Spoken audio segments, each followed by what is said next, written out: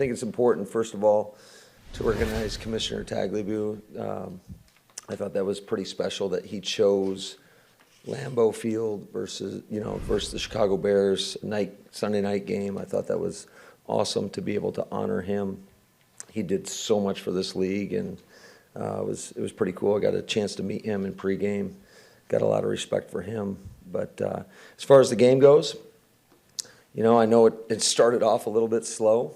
I think the Chicago Bears came ready to play, and that's a credit to them, credit to their coaches, credit to their players. Got a lot of respect for those guys. But I was proud of our guys.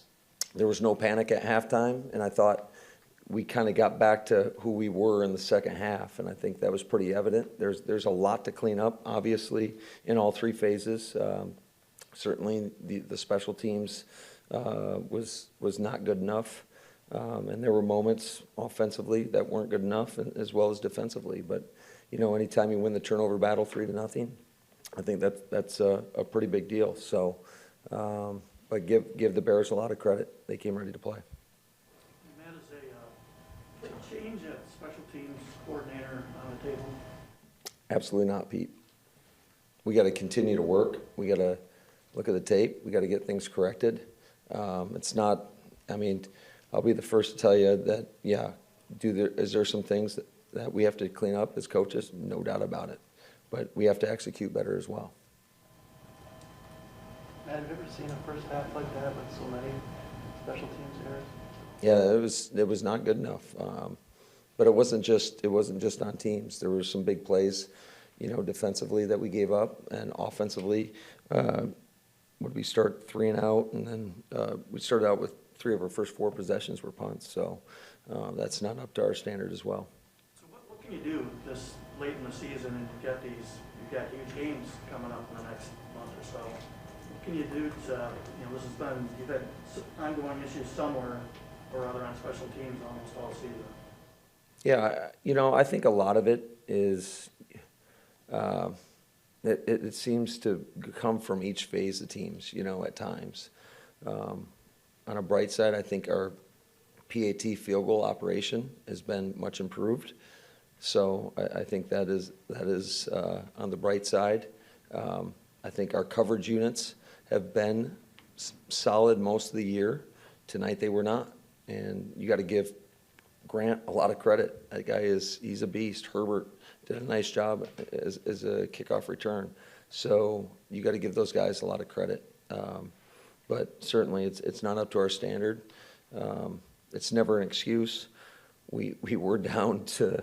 We lost some key special teams guys tonight, and that's just the reality. And we got to find guys to step into those roles, and we got to execute better. Bottom line, we got to coach better. We got to execute better.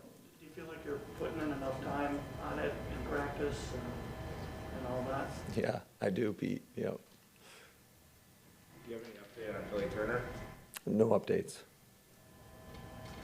Matt, I know half times are crazy with the small amount of time and everything you want to accomplish, but are you right there when Preston is delivering his fiery words? And if you can, give us kind of a glimpse of what you think that meant to your team.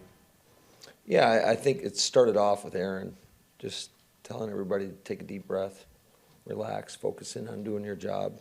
I kind of echoed that, and then usually I leave the locker room, and Preston gets the guys going. So I'm not quite sure what he said, but it seemed to me that everybody was on the same page. We knew what we had to get done. I think there was no panic. A lot of times that can trickle down from the coaches if there is panic, and I thought our staff did a nice job of just, hey guys, here's what we need to get corrected. I thought, it just, for whatever reason, the first half was as bad as it could get in certain areas, and I thought it was much improved in the second half. The way Devontae tells it, that first touchdown was something they hadn't done in like 4 years, which is pre you getting here. When you watched that play, did you know that Aaron had kind of drawn it up on his own, or something different? Are you talking about the scissors pump? I believe so, yeah. Yeah, we've done that, probably not with him, because he's typically on the back side of that, and out of 3x1 typically, and that was out of 2x2, I believe.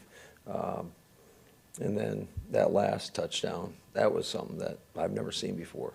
So it's great to have great players, you know. They were talking about on the sideline, because we were talking about what we wanted to do, whether we wanted to run, you know, potentially a slant, potentially a fade, and they pulled one out of the archives, and they were talking about it. They were talking to me about it, and I was like, oh, I can't wait to see this. And so we called that timeout. We kind of talked about it, and they went out there and executed it to perfection, because based on the leverage of the corner, I mean, he was inside technique, and Tay sold the heck out of the fade and did a good job of getting him to flip his hips, and then Aaron delivered a great ball. We had the great protection up front.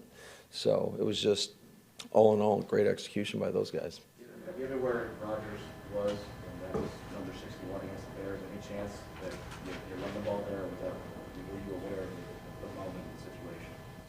Well, ironically enough, it was an RPO, so it was a run-pass option. We called a run, and if you don't like the look or get the look for the pass, then you run the ball. But we basically, the structure that they presented, it would have been tough to run the football in. And they had both safeties way up in there, and you know, that's life in the red zone at times, especially the closer you get to the goal line, then you can kind of trigger your safeties and into the run fits, and it makes it really difficult on an offense. Now, what do you think of Dre? You know, after the week he endured, I don't know what he finished with, but I saw 16 tackles at one point. Yeah, he was phenomenal. He's a guy that I definitely should have mentioned in that locker room that I didn't. So I apologize for that, Dre. But I just think it speaks to the person, the fact that he doesn't practice all week, and then he goes out there and leads us with 16 tackles, is all over the field, and just he's playing at a really high level, a Pro Bowl level, in my opinion. So he's been a great addition to this football team, and you know, I just got so much respect for him, and I've known him for a long time, since he got into the league in Atlanta, and just a guy that it's been fun just to see how he's grown, not only as a football player, but as a man over the years. You know, it's been quite some time since I've been around him, and he's been just everything that we could ever want in a player, and then some. And this is what you call, you could almost say, unprecedented type of offense line position that you guys are in with all the injuries. I know you want Bach to be like 100, be ready, but at some point, if he's 70 and he wants to go, would you bring back out, or if it's just desperation like it could be? Yeah, it's hard to put percentages on guys where they are physically, but certainly we never want to put a guy in a position where he's at further risk, or you know, certainly guys got to at times play through some things, and they do. I can promise you, he's putting the work in each and every day. Our training staff is putting in the work with him each and every day. He wants to be out there as bad as I want him out there. So it just is what it is, and we'll take it a day at a time. And I know that gets monotonous and boring for you guys, and you kind of think I'm full of crap probably just saying that all the time. But that's just kind of where we're at. I can't put a timeline on it. I'm hopeful that we can get him back to practice this week, and you know, we'll see where we're at the end of the week. And what was the plan in that first drive in the third quarter? So what changed other than really pounded Dylan up the middle quite a bit? Yeah, it was just kind of a sequence of plays that we wanted to get to. So typically what we do is we script basically 25, 26 plays. And a lot of times, dependent upon how the game's going, how many third downs you get, where you are situationally, whether you're backed up, whether you're in the red zone, whether you're in 2 minute, you may only get through half your openers. And then you kind of reformat them or do whatever you got to do at halftime if you still think those are good plays. And that's kind of what we did. So we got in there as a staff, kind of just talked it over with Hackett and Steno and the rest of our coaches, and just kind of put together a script. Certainly you're aware of your tendencies, run to pass, you know, D&D wise at the half. Always getting a recap on that. And those guys do such a great job. Ryan Mahaffey does a great job, kind of telling me where we're at within, our D&Ds, what we are run to pass wise. And, you guys know that I always want to try to keep it as balanced as possible. And sometimes that's good and sometimes it's not good. But, that's just kind of how we chose to come out in the second half. You guys have pressured the quarterback more often in the past month than any team in the league. What do you think of the job Mike Smith and Jerry Montgomery have done with that group up front without Z, without Whitney? Yeah, it's been pretty impressive. I think, what I think the guys have also, you got to give our players a ton of credit too, just in terms of the work they put in. But also, I think as a player, you got to know who you are. And you got to know what you're good at and what your weaknesses are. And sometimes you got to play to your strengths. So if you're a guy that can push the pocket, then you go speed to power, and try to bull rush a guy. And you also got to know your opponents, what maybe they struggle with, so you can try to attack those. But it's also, our coaching staff does a great job with those guys, J-Mo and Mike, and then Joe Barry getting the call in. It's a collaborative effort, and really in all three phases. We operate that offensively, on special teams and on defense, in terms of just trying to take, the collective thoughts and input, and then ultimately somebody's got to make a decision. But I really do think those guys do a great job of working well together. How unique is it to have a quarterback that can draw up a play on his hand, either on the sidelines or in the huddle? Has that happened other places that you've been? And I'm sure some coaches maybe would not allow that or have the ego to say, hey, I'm going to call the play and you guys are going to run it. What kind of gave you the comfortability with Aaron to say, hey, you have that autonomy? Well, I think it's pretty evident that this guy is rare. And I've been around some guys that can do it, but just not to this level. This guy is special. He's been doing it a long time, and he sees things out there. And absolutely, we've been together now long enough that I think there's a real trust. And certainly from my standpoint, I trust what he says and what he sees out there. It's great to have guys like, Devontae Adams, who again is a guy that you take input from in terms of how they're playing them. And, if they come up with it, I don't really care who comes up with it, to be honest with you. It's not about who's right, it's about what's right and what's right for us. So, we're in the business of trying to win football games. There's definitely enough credit to go around for everybody when you win, and that's all we try to do here.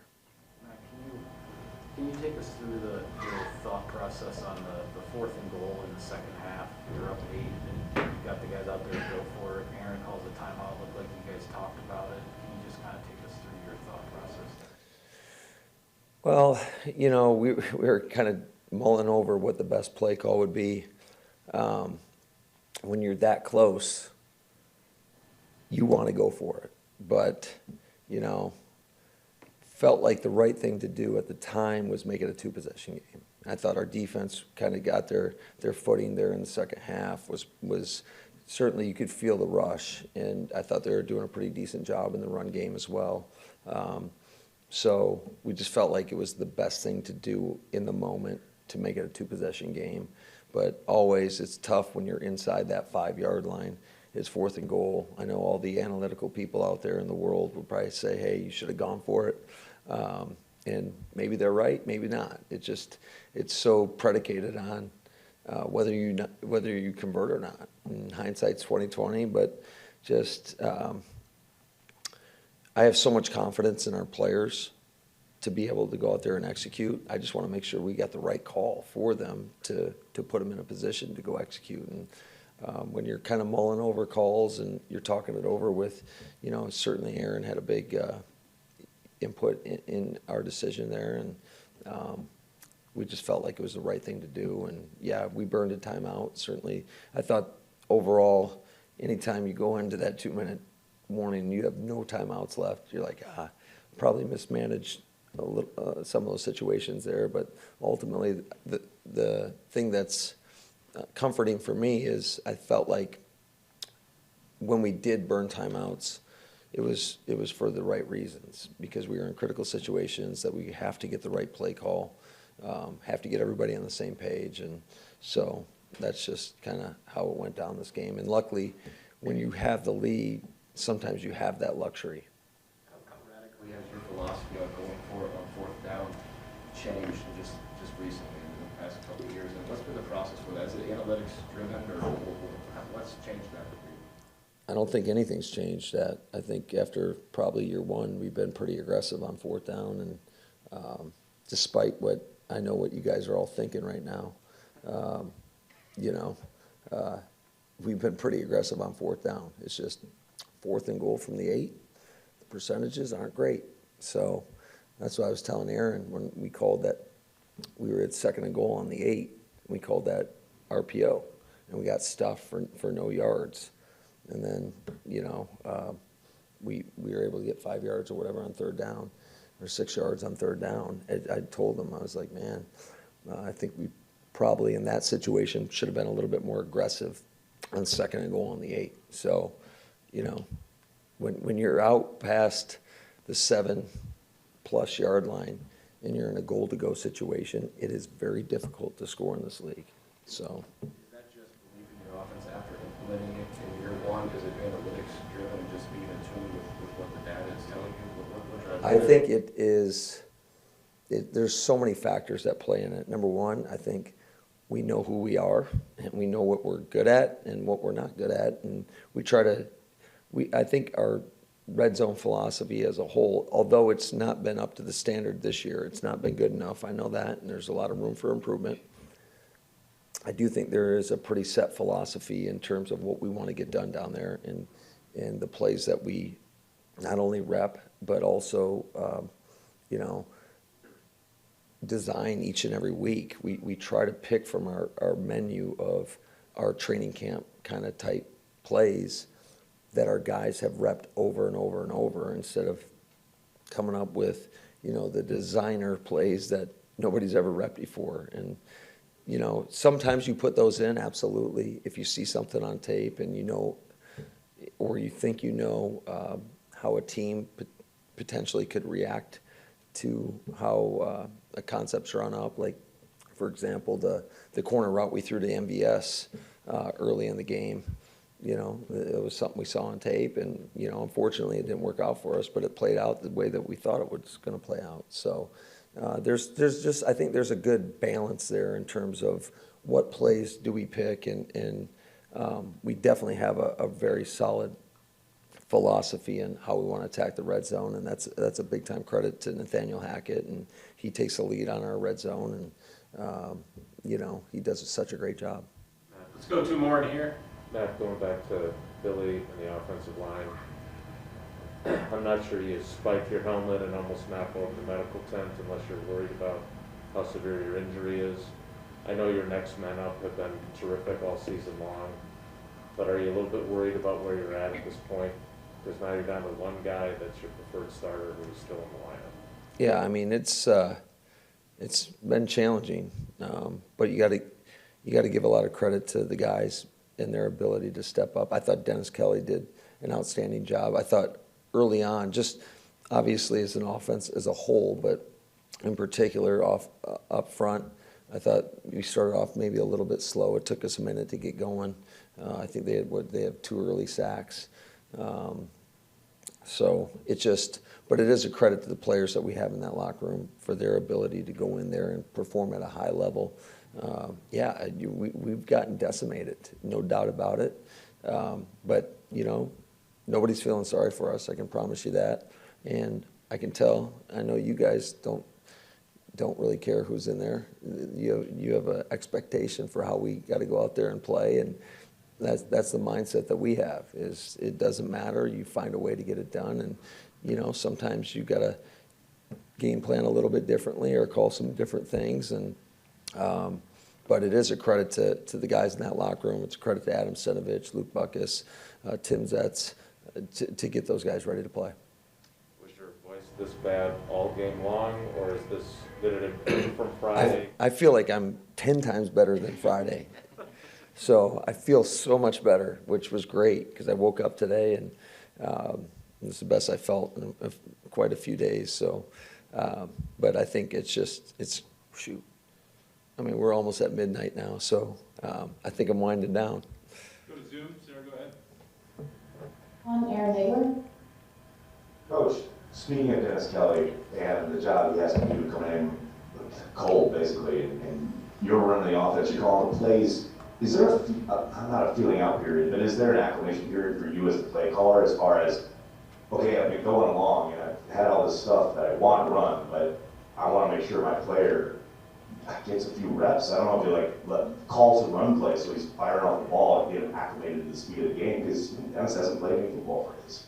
Yeah, absolutely, Aaron. That definitely factored into some of the play calls early on, especially what we tried to do when he first went in there, called a quick game, then came back with a screen that they were all over, and actually Aaron threw kind of our alert on the play to MVS. So it definitely factored in to some of the play calls. But, Dennis has been playing a really long time. We've got familiarity with each other. I was with him in Tennessee back in 2018. So it is comforting to have a guy that's had a lot of banked reps. And certainly, he came here to play. And I'm sure it hasn't necessarily worked out the way he's wanted it to up to this point, but it's great to have a guy that's such a pro, that stays ready, that comes to work every day with a great attitude, and just his ability to go out there in a tough situation against some pretty good pass rushers, and for him to go out there and play at that level, certainly appreciate that he's on this football team.